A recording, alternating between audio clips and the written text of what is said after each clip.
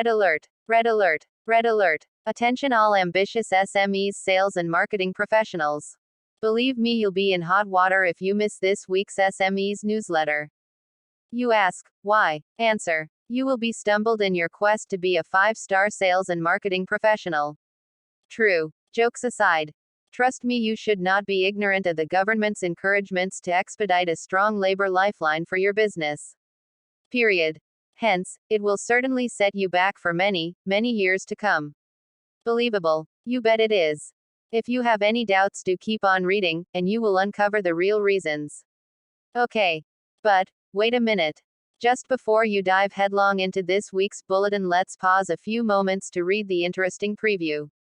Alright. For starters, Human Resources Ministry had given the approval for 400,000 foreign worker nationwide.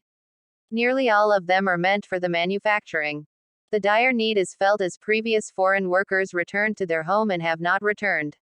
The delay also make things worse, as the whole process would need about 2 months before workers are allowed in. Moreover, employers' labor needs are only given conditionally approvals from the relevant agencies. It's only after they have paid the agents. Businesses' need for labor is made more critical, as locals are reluctant to take up the job offers meant for unskilled people. That said, it's now logically for us to dig into the core of this week's newsletter. Okay. Here's goes. Breaking news. Labor lifeline for business. Georgetown. The gradual arrival of over 300,000 unskilled foreign workers will help ease the desperate labor shortage faced by local businesses since borders were closed to fight the COVID-19 pandemic. Federation of Malaysia Manufacturers Penang Chairman Datuk Lee Tiong Lee said although the issue has not been completely resolved, the Human Resources Ministry had given the approval. The ministry approved 383,000 foreign worker quota nationwide, and of the number, 300,000 of their levies had been paid, he added. According to the Small and Medium Enterprises Association, Samantha, these workers will start arriving by the end of the month, and nearly all of them are meant for the manufacturing sector. Samantha Southern Chairman Dr. Louis Uy said SMI manufacturers had been waiting for this much-needed labor force. The security vetting was completed much earlier without much fuss, while the whole process would need about 2 months before workers are allowed to fly over. Our members received their approvals from the relevant agencies after they paid the agents Rm 1,500 per head and a levy of Rm 1,800 each. Most members will receive the number of foreign workers as requested, and they will be here starting from the end of this month, he said. In the meantime, Samantha Secretary General Yo Seng Hoi said member companies have continued their recruitment of local workers, even though prospects are slim. Locals are reluctant to take up the job offers. SMEs have been trying to hire locals but face difficulty in doing so, especially in sectors such as food and beverage, production and retail. The vacancies are there, but locals appear to be more interested in the gig economy or becoming resellers in the e-commerce space, he said. Nearly all sectors in Malaysia suffered serious worker shortages since 2020 when the pandemic hit. Previous foreign workers returned to their home countries after their contracts ended to be with their families during the pandemic, and the closure of borders prevented new intakes. It was reported that factories could not fill orders because of the worker shortages, while hotel managers and back-office executives in finance and administration, for example, had to perform housekeeping tasks.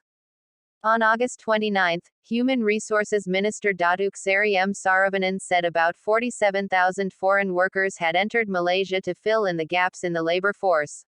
He said a further intake of 390,000 workers were approved. Don't that make sense?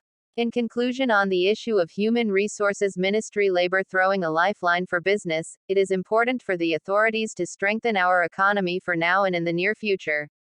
To recap succinctly, please recollect that the Human Resources Ministry had given the approval for about 400,000 foreign worker nationwide. Nearly all of them are meant for the manufacturing. The urgent need is felt as previous foreign workers returned to their home and have not returned. The delay also worsened by as the whole process would need about 2 months before workers are allowed in. As said, employers' labor needs are only given conditionally approvals from the relevant agencies. It's only after they have paid the agents.